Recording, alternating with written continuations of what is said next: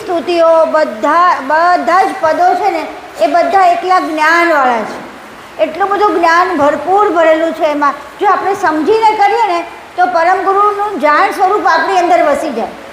પરમ ગુરુ જાણ સ્વરૂપ છે હે ને, એટલે એ આપણી અંદર વસી જાય જો આપણે એને ભાવથી એનો અર્થ સમજીને કરીએ. પ્રકૃતિ એટલે આપણો ભાવથી આપણે એને ભીંજાવીએ છીએ બધી દિવેટોને, આપણે બધી ઇન્દ્રિયોને, કારણ કે આપણે બધી ઇન્દ્રિયો દ્વારા કર્તાને સમર્પિત થવાનું છે, કર્તાને શરણે જવાનું છે. કર્તાને શરણે જવા માટે આપણી 11 ઇન્દ્રિયોનો આપણે ઉપયોગ કરવાનો છે. તો ધૂપ માટે શું કહ્યું કે મારો વૈરાગ્ય, વિશેષ વૈરાગ્ય. કેવો વૈરાગ્ય? વિશેષ વૈરાગ્ય. એટલે કેવો કે મારા કરતા જોઈએ, કરતા જ જોઈએ, કરતા સિવાય બીજું કાંઈ નહીં. આવો વૈરાગ્ય અંદર આવી ગયો હોય એવા વૈરાગ્ય છે એ મારો કેવું છે, એ વૈરાગ્ય એનું કેવું છે? અગરબત્તી છે. એની સુગંધથી, મારા વૈરાગ્યની સુગંધથી મારા કરતા કેવા થઈ જશે? ખુશ થઈ જશે. આખી આરતી જ્ઞાન સભર છે, એટલી સાદી સીધી આરતી નથી. આ જ્ઞાન કયું જ્ઞાન? કે તમે પોતે જ એક દીપ બની જાઓ અને એ દીપની અંદર તમારા ભાવની અગરબત્તી કરો અને તેમાં કોની દિવેટો કરો? 11 બોલો ઇન્દ્રિયોની. હા, આમ જાગૃત રહો. 11 ઇન્દ્રિયોની અગરબત્તી પેલી કરો, દિવેટો કરો અને એમાં ભીંજવો આપણો ભાવ અને પછી એને બ્રહ્મથી અગ્નિથી પ્રગટ કરવું.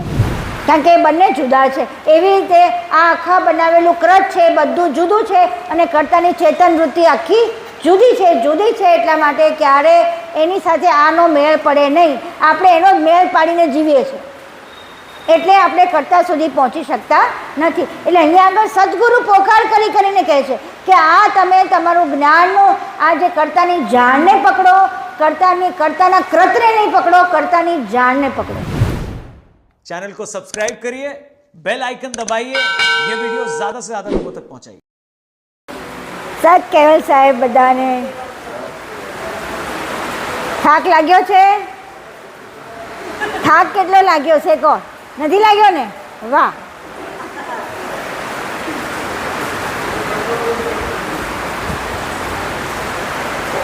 કેટલા વાગ્યાથી કરો? સવારના 9 10 વાગ્યાથી? 10 વાગ્યાથી શરૂ કર્યું હતું ને? અચ્છા, ધૂન બોલાવતા શું થાય? કોઈ કહેશે મને? શું થાય? અંદરથી આનંદ આવે કે નહીં? હે? ધૂન બોલાવતા જાણે આપણે કેવલ કરતા આપણી સામે આવી ગયા એવું થાય કે ન થાય? થાય કે નહીં? થવું જોઈએ. આપણે કોની ધૂલ બોલાવીએ છીએ પહેલાં તો એ સમજીએ. કોની બોલાવીએ? પરમ ગુરુની બોલાવીએ, કૈવલ કર્તાની બોલાવીએ, કોને બોલાવીએ?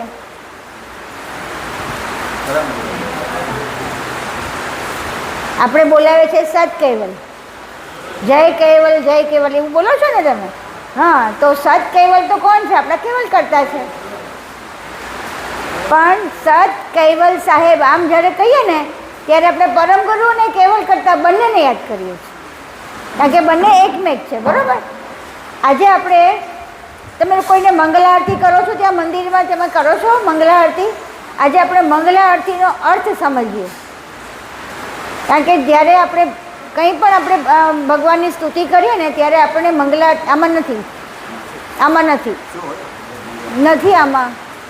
મંગલા આરતી નથી, સંધ્યા આરતી છે. નાના પુસ્તક હોય તો આપો એમને, કોઈને નાના પુસ્તક હોય તો આપો ને આ લોકોને.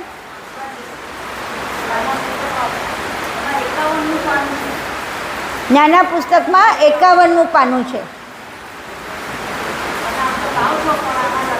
તમને બધાને મોઢે આવડે છે?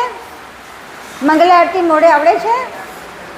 આપણે પહેલાં એક વખત ગાઈ લઈશું અને પછી હું તમને, એટલે શું થશે કે તમે એનો અર્થ સમજશો ને તો આપણને ભાવ વધારે આવે, તો આપણી સામે કેવલ કરતા આવી જાય અને આપણે આ બધી જ સ્તુતિઓ, બધા જ પદો છે ને એ બધા એકલા જ્ઞાનવાળા છે. એટલું બધું જ્ઞાન ભરપૂર ભરેલું છે એમાં. જો આપણે સમજીને કરીએ ને તો પરમ ગુરુનું જાણ સ્વરૂપ આપણી અંદર વસી જાય. પરમ ગુરુ જાણ સ્વરૂપ છે હે ને, એટલે એ આપણી અંદર વસી જાય જો આપણે એને ભાવથી એનો અર્થ સમજીને કરીએ. એટલા માટે ખાસ આ લોકો હિમાંશુભાઈ એને હમણાં એવું કીધું કે તમે આ કરો ને તો બધી તમે લોકો બધા સ્તુતિ તો કરો જ છો, સાંજની આરતી સંધ્યા આરતી કરો, ઉપાસના બધી કરો છો, તો ઉપાસના તમને મોઢે પણ આવડતી હશે, પણ અર્થ સમજાય તો ભાવ આવે, અને ભાવ આવે તો આપણે એને ઉત્તમ રીતે કેવળ કર્તા સાથે એક થઈ શકીએ. ક્યાં આપણે એક વખત ગાઈશું, તમે મારી સાથે ફરીથી બોલશો કે સાથે બોલશો? પહેલાં હું ગાઉં પછી તમે ગાશો? ચાલો. સત કૈવલ સાહેબ, પહેલાં હું પ્રાર્થના કરી લઉં. કૈવલ્યમ દિવ્ય દૃક્ષાક્ષી આદિકર્તારમ કૃપાનિધે પ્રણત ક્લેશનાશાય અનંતાય નમો નમઃ.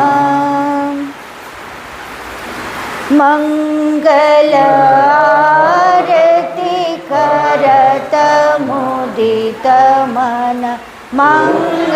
હા ભાઈ મને તમે રહેવા દો, હું કરું છું હું જેટલું છોડું ત્યાંથી લેવાનું તમારે. મંગલ આરતી કરત મુદિત મન મંગલ આરતી કરત મુદિત મન ઉર અંતર આનંદ ભરી ઉર અંતર આનંદ ભરી તન કી આરતી તત્વ પંચમુખ. 51મું પાનું છે, 51મું પાનું છે. તો પંચમુખ ઇન્દ્રિય એકાદશ બાતી કરી ઇન્દ્રિય એકાદશ બાતી કરી તૂપ પ્રકૃતિ ભીંજાઈ બતિયા તૂપ પ્રકૃતિ ભીંજાઈ બતિયા બ્રહ્મ અગ્નિ સે જ્યોત કરી બ્રહ્મ અગ્નિ સે જ્યોત જરી મંગલ આરતી કરત મુદિત મન મંગલ કરત મુદિત મન ઉર અંતર આનંદ ભરી.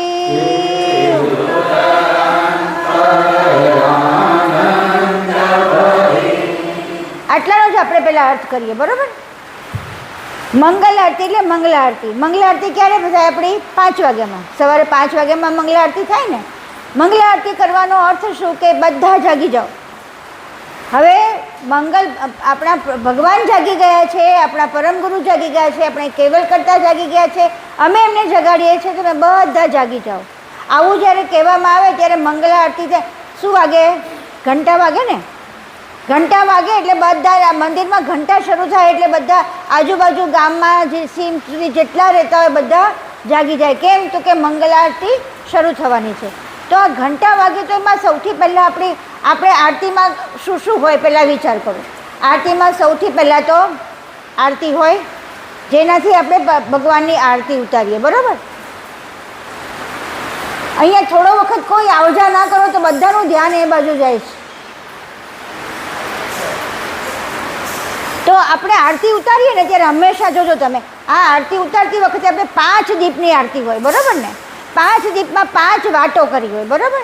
હવે એ આરતી અહીંયા આગળ આપણે ધાતુની આરતી છે, ચાંદીની હોય, પિત્તળની હોય, સોનાની હોય કે સ્ટીલની હોય, કોઈ પણ આરતી ધાતુની આરતી હોય અને અંદર ઘીની દિવેટો મૂડી હોય, બરાબર? આટલી વસ્તુ અહીંયા કહે છે કે આપણો પોતે છે ને, આપણે પોતે આરતીરૂપ થવાનું છે. આરતી કરવી એટલે આરત કરવી. કોની? આપણા પરમ ગુરુની આરત કરવી.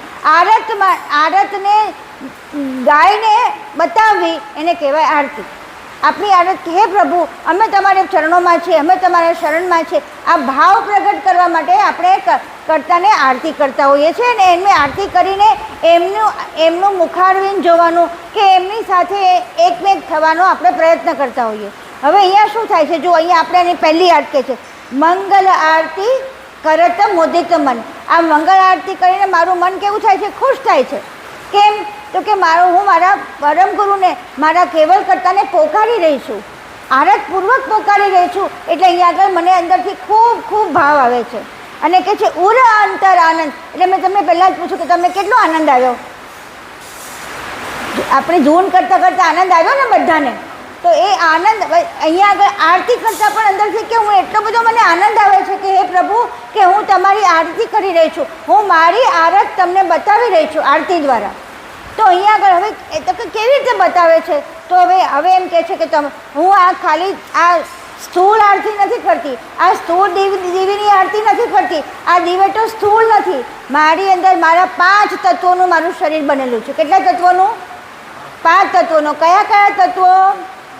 કોઈને ખબર છે? ભૂમિ, જળ, અગ્નિ, વાયુ અને આકાશ. આ 5 તત્વોનું આપણું શરીર બનેલું છે. હવે આ શરીરથી, આપણા શરીરથી આપણે આરતી કરીએ છીએ, હાથથી કરીએ છીએ, તો આપણી અંદર 5 તત્વો સમાયેલા છે. હવે આ તત્વો કેવી રીતે સમાયેલા છે તમને ખબર છે? એ મહેશભાઈ કાયમ આવું કરાવે. તમે જુઓ, બધા આમ કરો, બધા હાથ કરો. આ હાથ આમ ખોબો કરો ને એટલે અહીંયા આગળ આકાશ આવી જાય, જગ્યા છે ને આ ખોબો. હવે આ તમે ખોબાને આમ કરો, ઘસો. આ ઘસો તો શું થાય છે ખબર છે? અંદર વાયુ ઘસાય છે, અવાજ આવે છે ને, આ વાયુ. હવે જોરથી ઘસો. આ બધા બહેનો પણ કરો તો તમને અનુભવ થાય કે આપણી અંદર 5 તત્વો કેવી રીતે છે. આ ઘસાયું એટલે શું થયું? ગરમી લાગી તો અગ્નિ આવ્યો, પછી ધીમે ધીમે વધારે ઘસો ને એટલે પરસેવો થવા મળે તો જળ આવ્યું, અને પછી ધીમે ધીમે વધારે કરો એટલે મેળની ગોળી જામી જાય તો એ શું થઈ ગયું? પૃથ્વી. આ રીતે 5 તત્વોનું આપણું આ શરીર બનેલું છે. આ 5 તત્વોની પ્રકૃતિ કરીને એની મેં દીવી બનાવી. કઈ દીવી છે? આ મારા 5 તત્વોની દીવી બનાવી. પછી શું કહે છે? આ તનકી આરતી તત્વ પંચમુખ ઇન્દ્રિય એકાદ. હવે મારી 11 ઇન્દ્રિયો છે મારી, કુલ 10 વત્તા 1 મન, આપણી 11 ઇન્દ્રિયો છે. કઈ ઇન્દ્રિયો? કોઈ બોલશે? મહારાજ બોલો, ઇન્દ્રિય બોલો. ચાલો કાંઈ નહીં, હું કહું છું. આંખ, કાન, પછી જીભ, નાક, આ 4 થઈ, અને 5મી આપણું યોનિ. આ 5 આપણે એટલે આપણો ઉપસ્થ, એ જે ગણો તે, એ 5 આપણી મુખ્ય ઇન્દ્રિયો છે. પછી એ ઇન્દ્રિયોને એ આપણી જ્ઞાનેન્દ્રિયો છે. અને બીજી કઈ ઇન્દ્રિય છે આપણી? હાથ, પગ, મુખ, કાન અને નાક. ના, એ તો આપણે એ પહેલી કહી, એ જ્ઞાનેન્દ્રિય છે. એ જ્ઞાનેન્દ્રિય હાથના પછી પગ, હાથ, પગ, પછી મુખ, કાન, આ બધી પછી કુલ 10 ઇન્દ્રિયો છે. આપણે 10 કાણા છે આપણા શરીરમાં. એ શું કહે છે? 10 કાણા. એ 10 કાણામાંથી આપણી ઇન્દ્રિયો બધું લે છે અને છોડે છે, ગ્રહણ કરે છે અને લે છે. તો એ 5 જ્ઞાનેન્દ્રિયો છે, એ દ્વારા આપણે બધી સંવેદનાને ગ્રહણ કરીએ છીએ, અને 5 કર્મેન્દ્રિય દ્વારા એ સંવેદનાનો આપણે ઉપયોગ કરીએ છીએ. કેવી રીતે? આપણે સૂંઘીએ ને એટલે શું કરીએ? પકડવું પડે, પછી સૂંઘીને આપણે ખાઈએ. આ બધી આપણી ઇન્દ્રિયો કામ, 11 ઇન્દ્રિયો અને બધા સાથે મન જોડાયેલું છે. મારે જોવું છે તો જોવા માટે મારી આંખ છે, જોઈને હું ક્યાં જાઉં? મંદિરે જાઉં તો મારા પગ છે, અને એની સાથે ક્યાં મારે જવું છે તો મારું મન છે. આવી રીતે 11 ઇન્દ્રિયોની અહીંયા મેં શું કરી છે? બાતી કરી, વાટ બનાવી છે. આ તો 11 ઇન્દ્રિયોની આપણે આરતી છે. બોલો, આપણી આરતી બીજી 5 ઇન્દ્રિયોની, આ 5 અહીંયા આગળ કેટલાની? 11 ઇન્દ્રિયો. 11 ઇન્દ્રિયોની બાતી એટલે દિવેટો કરી છે. એ દિવેટો કરી અને હવે એ પ્રગટાવીશ એટલે શું થશે ખબર છે? જો હવે કેવી રીતે, હવે આ દિવેટોને ભીંજાવવાની શાનાથી? આપણે ઘીથી ભીંજાવીએ, ઘી નાખીને આપણે દિવેટો કરીએ ને તો અહીંયા આગળ શું છે?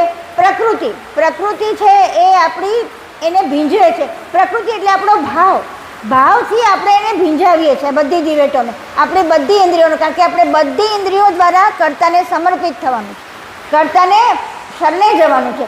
કર્તાને શરણે જવા માટે આપણી 11 ઇન્દ્રિયોનો આપણે ઉપયોગ કરવાનો છે. એટલે અહીંયા 11 ઇન્દ્રિયોનો ઉપયોગ કર્યો, અને કોનાથી ભીંજવું? આપણે પ્રકૃતિરૂપ ભાવથી એને ભીંજવી બધાને. હવે એ ભાવથી ભીંજવી અને હવે આપણે પ્રગટાવવાનું છે. તો કોનાથી? તો કે બ્રહ્મના અગ્નિથી જ્યોત જલાવવાની છે. કયા અગ્નિથી? બ્રહ્મ કોનું છે? કર્તાની પ્રકાશ બ્રહ્મ વૃત્તિમાંથી તમે થોડી થોડી તો ખબર છે ને, તો કર્તાની પ્રકાશ બ્રહ્મ વૃત્તિમાંથી આખો પ્રકાશ, આખા જગતનો બધો પ્રકાશ બ્રહ્મ વૃત્તિમાંથી આવ્યો છે. એના અગ્નિ છે, એ અગ્નિ જ્ઞાનરૂપી અગ્નિથી જ્યોત જલાવવાની છે. હવે એ જ્યોત જલે એટલે શું થાય? હવે કર્તાની આરતી તૈયાર થઈ ગઈ. હવે આ કર્તાની આરતી તૈયાર કરીને હવે પહેલાં તો શું કરવું પડે? ઘંટા વગાડવા પડે. તો એ ઘંટા વગાડવા માટે એમણે શું કર્યું? અહીંયા જો એમ કહે છે, હવે અહીંયા આગળ આટલી વસ્તુ કરી, પછી અહીંયા આગળ હવે આપણે બીજું વાંચીએ છીએ આપણે કેટલા મિનિટ? બીજા નંબરની ચોપાઈ. અગ્રબતી વૈરાગ વિશેષણ પ્રેમ પુષ્પ ધર્યો હાર હરી. અગ્રબતી વૈરાગ વિશેષણ પ્રેમ પુષ્પ ધર્યો હાર હરી. જ્ઞાન ઘડિયાળ ગિરાજન કારણ લોક ચતુર્દશ ખબર પડી. જ્ઞાન ઘડિયાળ ગિરાજન કારણ લોક ચતુર્દશ ખબર પડી. મંગલ આરતી કરત મુદિત મન પુરંતર આનંદ ભરી. મુદિત મન પુરંતર આનંદ. હવે એને તૈયાર બી કરવાનું છે. તો શું તૈયાર કરવાનું? તો કે છે હવે અગરબત્તી કરીએ ને, આપણે ધૂપ કરીએ ને, તો ધૂપ માટે શું કહ્યું કે મારો વૈરાગ્ય, વિશેષ વૈરાગ્ય. કેવો વૈરાગ્ય? વિશેષ વૈરાગ્ય. એટલે કેવો કે મારા કરતા જોઈએ, કરતા જ જોઈએ, કરતા સિવાય બીજું કાંઈ નહીં. આવો વૈરાગ્ય અંદર આવી ગયો હોય એવા વૈરાગ્ય છે એ મારો કેવું છે? એ વૈરાગ્ય એનું કેવું છે? અગરબત્તી છે. એની સુગંધથી, મારા વૈરાગ્યની સુગંધથી મારા કરતા કેવા થઈ જશે? ખુશ થઈ જશે. એ સુગંધથી કરતા આપણે કેમ ભગવાનને અગરબત્તી ધરીએ કે ભગવાનને ખુશ થાય, ભગવાનને આનંદ મળે. તો અહીંયા મારા વૈરાગ્ય જોઈને કરતાને કેવું થાય? આનંદ થાય. એટલે મારો વૈરાગ્ય આપ્યો અને પછી હાર કોનો ભર્યો? પ્રેમનો પુષ્પ.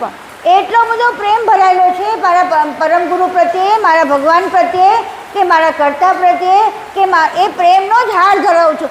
એક ભક્તિના એક અર્ચના, સ્તુતિ, આપણે તમે અત્યારે જે કરી નાખી જપમાળા, આ બધું એ બધાને જુદા મણકાથી આખો હાર બનાવ્યો. અને એ હાર બનાવીને મારા કર્તાને હું પહેરાવવાનું.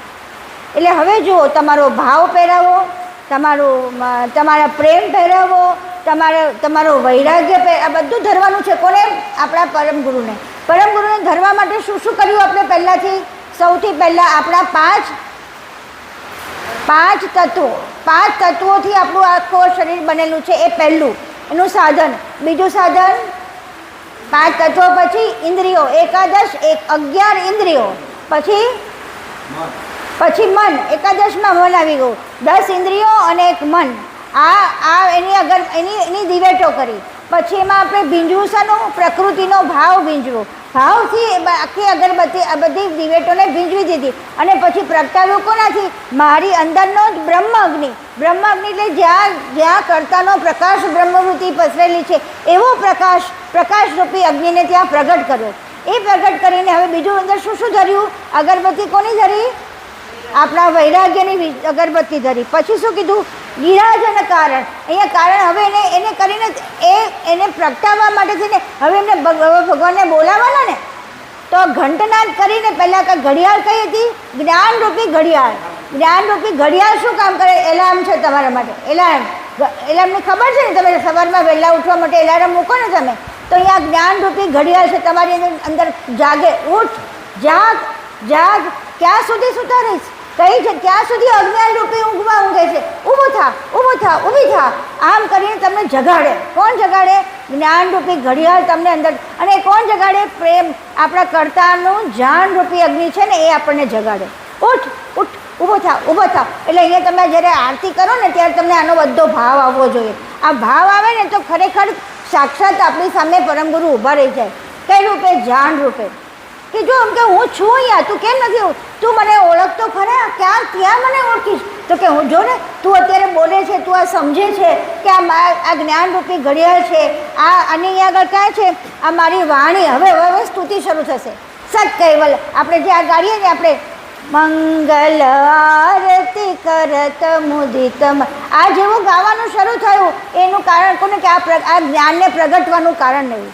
આ જ્ઞાન છે, આખી આરતી જ્ઞાન સભર છે, એટલી સાદી સીધી આરતી નથી. આ જ્ઞાન કયું જ્ઞાન? કે તમે પોતે જ એક દીપ બની જાઓ અને એ દીપની અંદર તમારા ભાવની અગરબત્તી કરો અને તેમાં કોની દિવેટો કરો?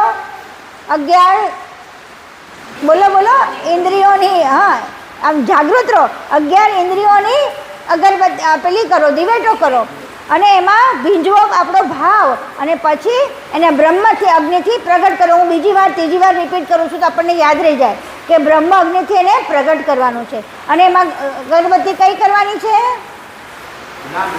ના, વૈરાગ્ય વિશેષણ, વૈરાગ્યના વિશેષ વૈરાગ્યની અગરબત્તી કરવાની છે. અને પ્રેમરૂપી પુષ્પનો હાર એ પ્રેમરૂપી પુષ્પમાં આપણી નવધાની 11મી ચેતન ભક્તિ, 11 ભક્તિ, 12 ભક્તિ. 11 ભક્તિ તો સાદી છે પણ 12 ભક્તિ, 12મી કઈ છે? ચેતન ભક્તિ. આ ચેતન ભક્તિનો પુષ્પનો હાર પહેરાવાનો છે. એટલે એક હાર કરતાં કેવલ કરતાના બધા જ આદ્ય, હમણાં તમે બોલ્યા ને, આદ્ય સક્રત સ્વરાજ કરુણેશ કૈવલમ ત્વમ નમામી, આ જે આખું છે ને એ એમનો હાર બનાવવાનો આખો. આવો ભાવ કરવાનો કે એ કેવલ કરતાં તમે મારી સામે ઊભા છો અને તમને હું મારો આ પ્રેમરૂપી હાર ધરાવું છું. પછી આગળ શું કીધું? જ્ઞાન. અને આ કેવી રીતે જ્ઞાનની ઘડિયાળ તમને ઉઠાડે છે? કોને? આખા જગતને. લોક શું કીધું? જો આપણો મંદિરનો ઘંટો હોય ને તો તમે ગામમાં મંદિરમાં ઘંટી વાગે તો તમારે આજુબાજુ ગામમાં બધા લોકોના જ ઘર જાગી જાય. સીમ સુધી, છેક ભાગવત સુધી તમારો બધો અવાજ જાય કે નહીં? ઘંટાનો નાદ બધા જાગી જાય. આ તો અહીંયા કે છે લોક ચતુર્દશ લોકમાં 14 લોકમાં જ્ઞાનરૂપી ઘડિયાળનો ઘંટો વાગે. જેની અંદર આ જ્ઞાન જાગૃત થયું છે, જેની અંદર આ કર્તાની જાણ આવી છે, એનો 14 લોકમાં ઘંટા વાગે, એવો ઘંટાકાર થાય. એની વાણી ત્યાં પેલા રૂપે જાગે કે બધા જાગાવે. આ જ્ઞાનરૂપી વાણી બધાને જગવી નાખે, આ બધા સૂતેલા બધા પ્રાણીઓને જગાડી દે. પછી આગળ બીજું, ચિતવન ચંદન ચૈતન અર્ચન, ચિતવન ચંદન ચૈતન અર્ચન, અનુભવ શંખ લિયો સમરી, અનુભવ શંખ લિયો સમરી, અદુદુદુ શબ્દ અગોમ અગોચર, અદુદુદુ શબ્દ અગમ અગોચર, સતગુરુ કહત પોકાર કરી, સતગુરુ કરત પોકાર કરી, મંગલ આરતી કરત મુદિત મન, પુરંતર આનંદ ભરી.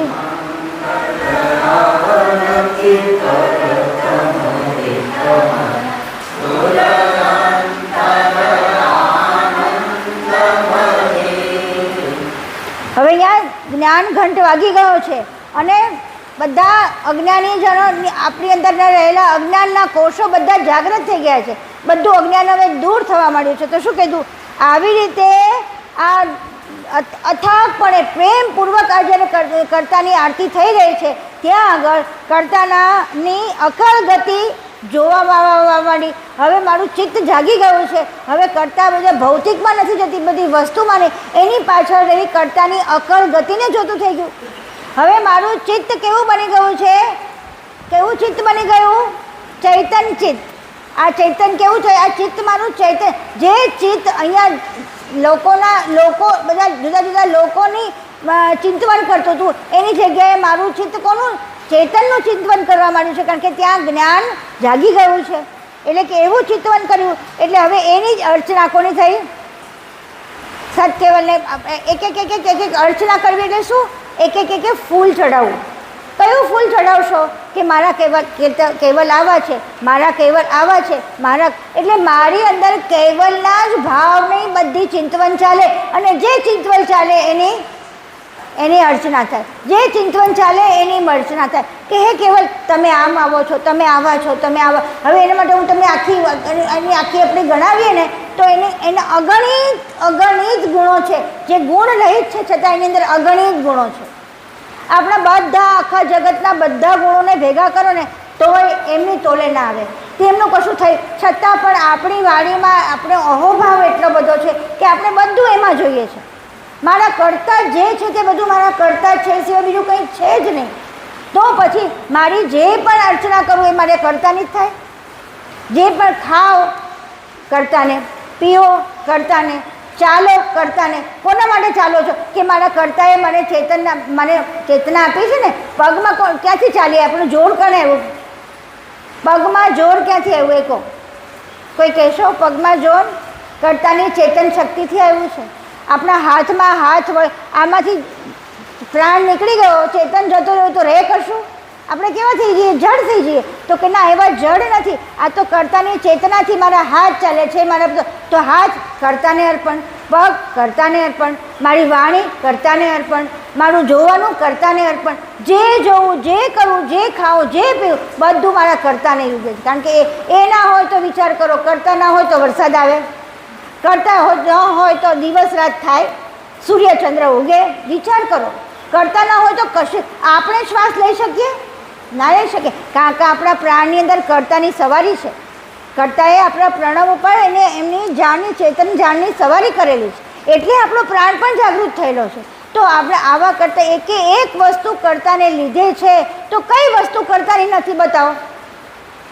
બધું જ કર્તાને લીધે છે, તો કર્તાને જ બધું અર્પણ કરે. તો આપણે કહીએ તેરા તુજકો અર્પણ. તમે મને જે આપ્યું છે એ કર્તા તમારે લીધે છે, એટલે તમને અર્પણ કરું છું. આવી રીતે આખો ભાવ ભરી ભરીને બધી અર્ચના કરવી. એટલે એમને એક ફૂલ ચડાવું. તો કયું ફૂલ? મારું ભાવરૂપી ફૂલ ચડાવું છું.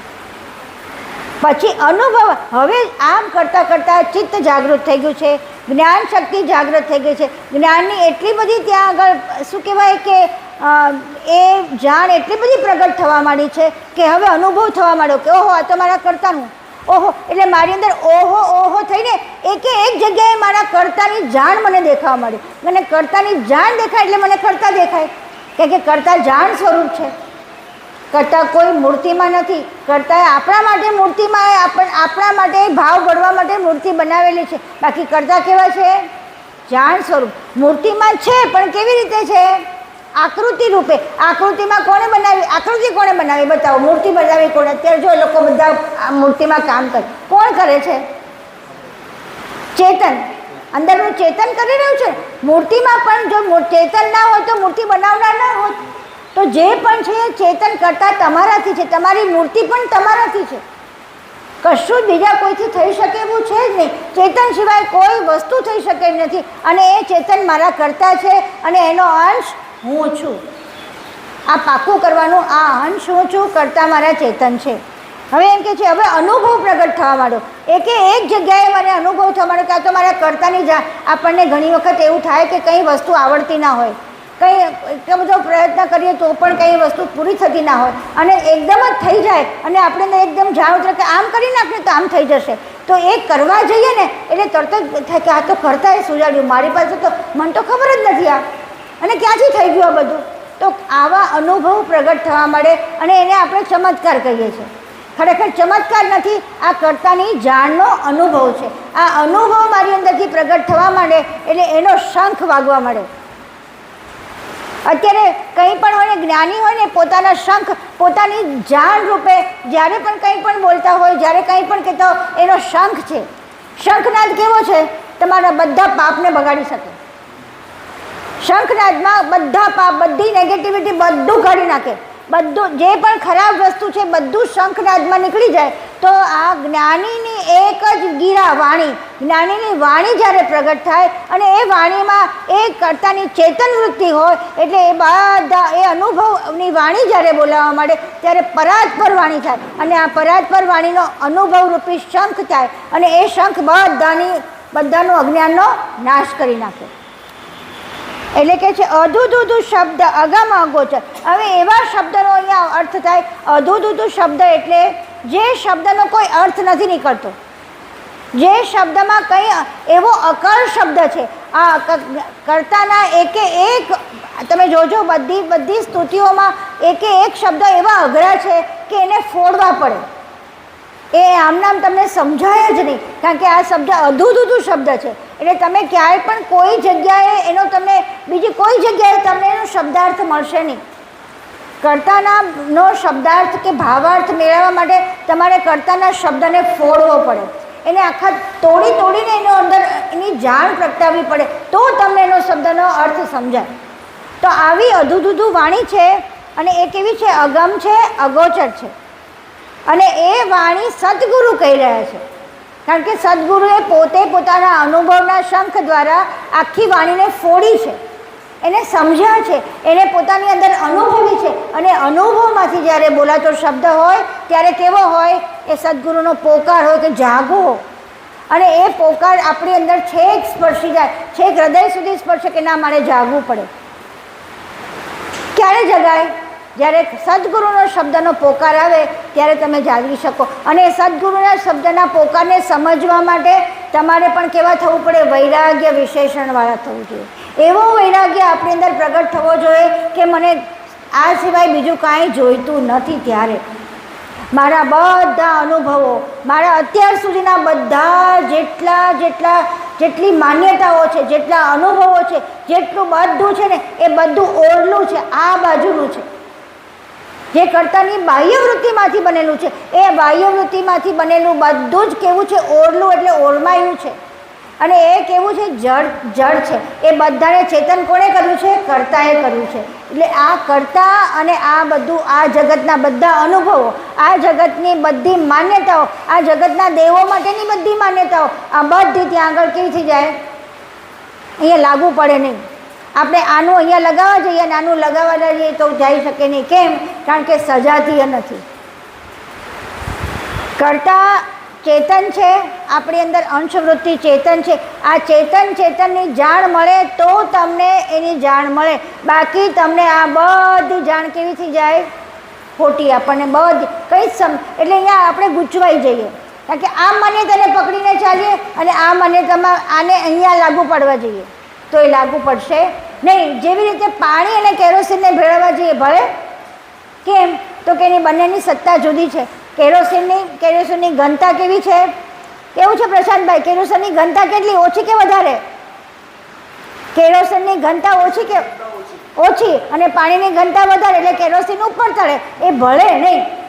એવી રીતે કર્તાનો જે ચેતન છે અને આ કેવી છે? જળ છે. આ જળ ચેતન ક્યારેય ભળે નહીં. એટલે ત્યાં કેરોસીનને પાણી જેવો અર્થ થાય. એટલે તમે કંઈ છૂટું પણ પાડી ના શકો અને તમે એને ઉપયોગ પણ ના કરી શકો, કારણ કે શું થઈ જાય?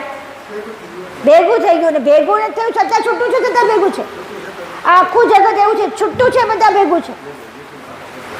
જળ ચેતનનો જે થયેલો છે ને સંયોગ, એ જાણે કે થયો ખરેખર છે નહીં. કેરોસીન પાણી જેવો સંયોગ છે અને એને આપણે સાચો માની બેઠા છીએ.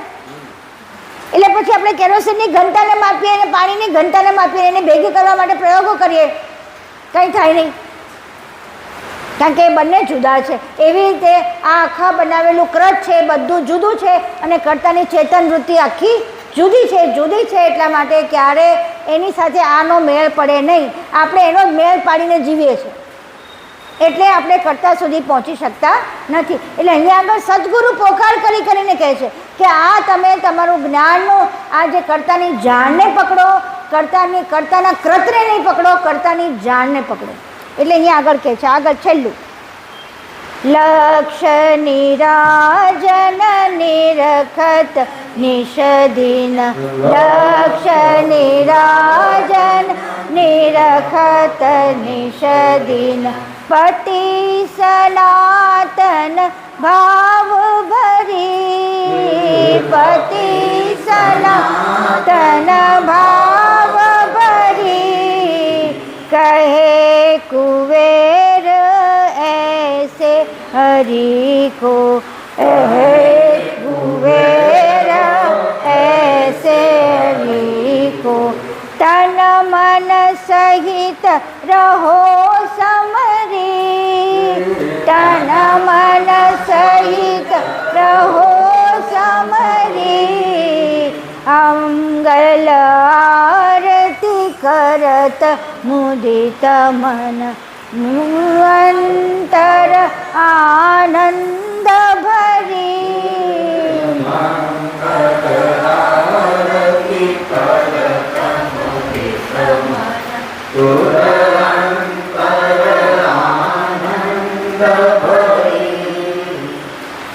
હવે અહીંયા આગળ કહે છે લક્ષ્ય નિરાજન નિરખત નિષદિન. નિરાજન એટલે શું ખબર છે? કપૂર આરતી કરીએ ને, કપૂરની આરતી એને કહેવાય નિરાજન. હવે કપૂર આરતી જે કરીએ ને, એટલે કપૂર આરતી તમને ખબર ના હોય, પણ કપૂરને એક તો સુગંધ આવે ને એને આમ આરતી કરાય, આમ ન કરાય.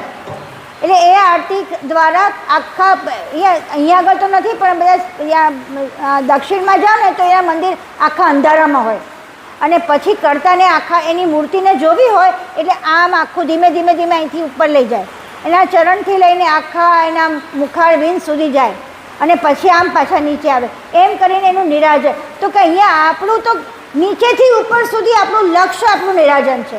લક્ષ્ય કયો છે આપણો? લક્ષ્ય કયું?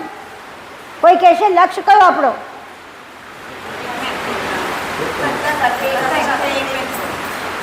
હું મને જાણું અને મારા કર્તાને જાણું અને કર્તા સાથે એકમેક થવું, આ 3 લીટીનો લક્ષ્ય છે આપણો. કયો લક્ષ્ય બોલો? હું મને જાણું, કર્તાને જાણવું અને કર્તા સાથે એકમેક થવું, આ 3 લક્ષણની. હવે મારે નીચેથી ચરણથી દ્રષ્ટિ કરવી હોય તો મારે ચરણ એટલે શું? કર્તાની જાણ. કર્તાના ચરણ એટલે કોઈ વ્યક્તિ નથી, એની જાણ, એની ગતિ છે, એ જ એમને લક્ષણ. આખા જગતમાં સોહમ રૂપે એમની જાણ વ્યાપતી છે. એ વ્યાપેલી જાણમાં કરતા પોતાની ગતિ કરે છે. આપણી અંદર આપણે જીવતા કરાય એમની ગતિ છે. આખા આ વનસ્પતિ, વનરાજી, આખું જગત ચાલે છે એમની ગતિ છે. આ બધી ગતિને હવે ક્યાંય તમારે જોવાની, તમારા લક્ષ્યથી જોવાની, કે મારો લક્ષ્ય કયો છે, કે આમાંથી મને મારા કર્તા કેવી રીતે મળે અને હું કોણ છું આમાં. એટલે પહેલાં જ તમે જેવું જોવા જાઓ એટલે આ ચરણ, તો ચરણ કયા છે? તો કે આ શરીરના ચરણ છે. એક આપણા 4 જાતના ચરણ છે, 5 જાતના. કયા કયા ચરણ? પહેલાં સ્થૂળ દેહના ચરણ, પછી સ્વપ્ન દેહના ચરણ જેમાં આપણી બુદ્ધિ કામ કરે, પછી ત્રીજા કારણ દેહના ચરણ, એકમાં આપણો અહંકાર કામ કરે, અને ચોથા ચરણ આપણું ચિત્ત, એ ચિત્તમાં કામ કરે. આ બધા જ આ સ્થૂળ દેહના છે. આપણે તો જવાના આગળ ચેતન ચરણમાં જવાનું છે. અહીંથી સીધો કૂદકો ક્યાં મારવાનો છે? ચેતન ચરણમાં. જો વચ્ચે આ બધા ચરણમાં બાયપાસ કરીને જવું પડે. કેમ બાયપાસ કરીને જવું પડે? નહીં તો બ્રહ્મનો લક્ષ્ય ને એ આપણને ખેંચી જાય, અને ત્યાં આગળ આપણે આખા ખૂંપી જઈએ, અને ત્યાં આપણે રહીએ જ નહીં. કારણ કે બ્રહ્મ અકર્તા છે. અકર્તા ભાવમાં તમે સ્થિર થઈ જાઓ તો ત્યાં કશું થાય નહીં. એટલા માટે હું આ તમને કદાચ નહીં સમજાય, તમે કારણ કે આના માટે અભ્યાસ કરવો પડે, પણ છતાં બી મારી ફરજ છે કે મારે તમને પૂરેપૂરો અર્થ સમજાવવો. એટલા માટે કે અહીંયા આગળ તમે જો થોડું બી અભ્યાસ કરો તો ખબર પડે કે અહીંયા 5મા પરમ કારણ દેહમાં નચિત અંતઃકરણ છે, અને નચિત અંતઃકરણમાં તમે એકદમ સમાધિસ્થ થઈ જાઓ. સમાધિસ્થ થઈ જાઓ તો તમારું જ્ઞાન ત્યાં પ્રગટ નહીં થાય. પ્રગટ થવા માટે તમે જાગૃત હોવા જોઈએ, અને જાગૃતમાં કેવા અતિ ઉજાગર કે કર્તાની ગતિને જાણી શકનાર હોવા જોઈએ. આવી સ્થિતિ પ્રાપ્ત કરવા માટે તમારે બ્રહ્મના લક્ષ્યને પાર કરવો પડે. માટે જે પરાત પર છે, બ્રહ્મના લક્ષ્યથી પાર છે આપણા, એટલે એના માટે વચ્ચે જે આ આખો ગાળો છે એમાં બરોબર સમજીને ચાલવું પડે, અને જાગૃત રહીએ તો જ એનાથી પાર જઈ શકાય. એટલા માટે કીધું કે મારા લક્ષ્ય નિરાજન છે, એનાથી હું તમારી એક ગતિને જોવાનો પ્રયત્ન કરીશ. કઈ ગતિ? તમારી અકળ ગતિ, જે ચેતન ગતિ. અને એ કોણ? એ સદગુરુ કોના મને લક્ષ્ય કોનો આપશે? પરમ ગુરુ પાસે લઈ જશે. પરમ ગુરુ જ્યારે મને લક્ષ્ય આપશે, પરમ ગુરુ સમજાવશે ત્યારે જ સમજાશે. બાકી સદગુરુનો લક્ષ્ય બ્રહ્મ સુધીનો હોય, પરમ ગુરુનો લક્ષ્ય ક્યાં સુધીનો હોય? સકળતા સુધીનો. એટલે અહીંયા આગળ આ ભેદ પડી જાય એટલે અહીંયા તમારો અટકી જાય. એટલા માટે બ્રહ્માજીથી માંડી બધા જ અત્યાર સુધીના જેટલા બધા બ્રહ્મલક્ષી બધા સિદ્ધાંતો છે એ બધા અહીંયા આગળ પાછા પડી જાય. કારણ કે કેમ? કારણ કે ત્યાં બ્રહ્મનો લક્ષ્ય પછી ત્યાં આગળથી એ લોકોને આગળ નેતિ કરીને ખબર નથી પડતી કે ક્યાં જવું આગળ. કારણ કે ત્યાં અકર્તૃત્વ આવી જાય છે. આપ સુન રહે ना, आपको बोल रही हूँ, ये अकर्तृत्व भाव में आ जाओगे ब्रह्म के, तो आप कुछ नहीं कर सकोगे, जान भी नहीं सकोगे, क्योंकि वहाँ समाधिस्थ अवस्था है. तो उसको जानने के लिए जागृत रह के आगे जाना पड़ता है. तब पता चलता है कि इसके पर भी कुछ है. और वो अनुभव ये पर होने के बाद चलता है, पहले नहीं चलता. એટલે અહીંયા સમજવા માટે થઈને કે તમારા લક્ષ્યને બરોબર સમજો. ચેતન લક્ષ્યને સમજવાનો છે, નહીં કે આ દેહના લક્ષ્ય. સમજાયું? એટલે પરમ કારણ સુધી અને પરમ કારણના દેહથી પાર ચેતન લક્ષ્ય છે ત્યાં પકડવાનું છે. એટલે એ કીધું કે હવે એક પતિ સનાતન ભાવ ભરી. હવે પણ પતિ છે મારા પતિ કોણ? તો કે મારા કેવલ કરતા મારા પતિ છે. હવે પતિનો કેમ અહીંયા શબ્દ આપી દીધો?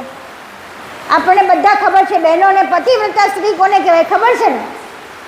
પતિવ્રતા સ્ત્રી એટલે જે પતિ કહે તે પ્રમાણે જ કરે, પતિ સિવાય બીજું કાંઈ જુએ નહીં. તો અહીંયા લક્ષ્ય કયો છે? પોતાના કેવલ કરતાં એના પતિ જેવા છે. કારણ કે મારે એ સિવાય મારે બીજી કોઈ બાજુ મારી નજર કરવાની નથી. એટલે મારા બીજા બધા માન્યતાઓ, બીજી બધી જેટલી બધી જાણ છે એ બધી બંધ કરી દેવાની છે. મારે બીજું કંઈ નહીં, મને આ લક્ષ્યને જાણવું છે. પછી તમારે જે જાણવું હોય જાણો ને, કોઈ વાંધો નથી. કારણ કે એક વખત સત્ય સમજાઈ જશે તો પછી આ સત્યની આજુબાજુ જેટલી બધી ચોંટેલી છે ને ઈતરડીઓ બધી સમજાઈ જશે. આ બીજી બધી ઈતરડીઓ છે. ઈતરડી ખબર છે ને? ઈતરડી તમને ખબર? ઈતરડી કોને કહેવાય? પેલી આપણે ભેંસ છે ને, ભેંસ, એની ઉપર ઝીણી ઝીણી આંખો લાગેલી હોય, ખબર છે? એ પાણીમાં પડે ને એટલે બધી ઈતરડીઓ બહાર જતી રહે, ઝાડ પર બેસી જાય એમ બેસી જાય. અને પાણીમાંથી જેવી બહાર નીકળે ને પાછી લાગી જાય બધી. એવી રીતે આ બધી આપણી માન્યતાઓ બધી ઈતરડીઓ છે. જો એક વખત લક્ષ્ય જાણી લઈશું ને તો ઈતરડીઓ આવી નહીં શકે, પછી આવી નહીં શકે. કારણ કે ત્યાં આગળ જ્ઞાનરૂપી આખું લેયર થઈ ગયું છે. એ જ્ઞાનના લેયરથી એટલું બધું પેલું પાકું થઈ ગયું છે કે હવે આ બધી વસ્તુની સમજણ પડી ગઈ. આની હદ ક્યાં સુધી, આની હદ ક્યાં સુધી, આની હદ ક્યાં સુધી. આવી રીતે સનાતન ભાવ પડે કે મારા કરતાં જ સનાતન છે. આદ્ય, સક્રત, સ્વરાજ, કરુણેશ, કૈવલ, આ બધાનો અર્થ અહીંયા સમજાઈ જાય આખો. અને અર્થ સમજાઈ જાય એટલે કહે કુંવર એસે હરિ કો. હવે સમજણ પડી ગઈ કે આ જ હરિ, આ જ કેવલ, આ જ કરતા, આ જ એને જ હું મારા તન મન બધું અર્પણ કરી દઉં. તન કયું? આ શરીર નહીં. આ શરીર તો એનું છે જ નહીં ને. આ શરીરનો તો એણે શું કર્યો છે? ઉપયોગ કર્યો છે. આ મનનો ઉપયોગ કર્યો છે. તન મન સર. આ કયું મન? તન. આ અંશનું મન, આ અંશનું તન. અંશનું તન કેવું છે? ચેતન. અંશનું મન કેવું છે? ચેતન જાણવાળું. આવું બધું કર્તાને અર્પણ કરવાનું છે કે કર્તા તમે જ મને જાણ આપો છો, તમે જ મને તમારી જોડે રાખો છો. આવી સુંદર આરતી જ્યારે આપણે કરતા હોઈએ ત્યારે આપણી અંદર આ ભાવ પ્રગટ થવો જોઈએ. આના માટે મેં તમને જેટલું મને સમજાય એટલું કહ્યું છે. તમને સમજાય તો પ્રભુની ઈચ્છા, કેવલ કર્તાની ઈચ્છા. મારી એવી ઈચ્છા છે કે તમે બધા ભાવ ભરી અને આરતી કરજો. બરાબર? આદ્ય, સક્રત, સ્વરાજ, કરુણેશ, કૈવલમ કતમ નમાની.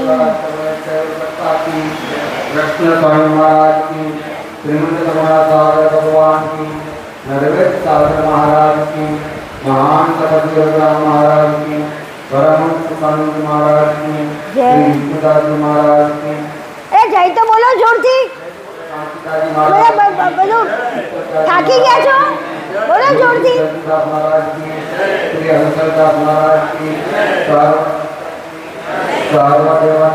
જય જય જય જય.